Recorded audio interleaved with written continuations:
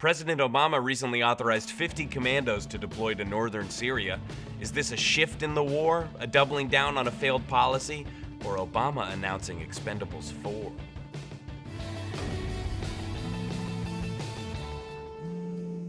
Syria is quickly shaping up to be one of the most contentious war zones in the world, especially now that Russia and the US are both sending troops to aid opposing sides in the civil war. In the past 4 years, the US has spent over $500 million in Syria with the hopes of training 5,400 opposition soldiers. But in the end, they only got 60 viable troops out of the program, with some sources estimating the real number as low as 5.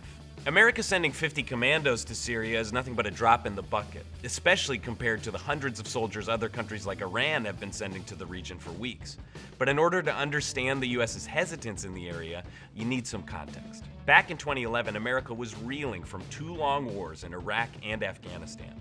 But with the Arab Spring seeing the toppling of regimes in countries like Egypt and Libya, many thought the region was too volatile for the US to provide adequate help.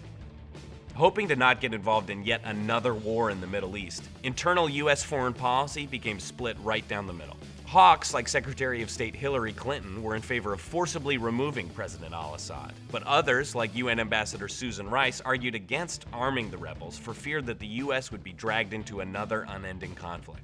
In the end, the US decided to wait and see if Al-Assad would fall on his own, but what we couldn't anticipate was ISIS storming into the region and capitalizing off the power vacuum left by the civil war.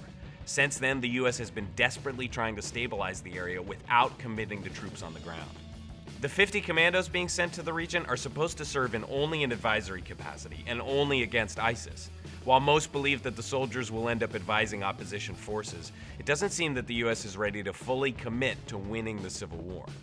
And as the conflict enters its 5th year, it's looking more and more like this problem will be passed off to whoever assumes the presidency next.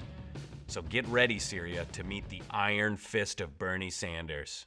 Hey, thanks for watching The Daily Desk. If you like what you saw, click to subscribe, comment below, share the link with a friend or an enemy. I don't care.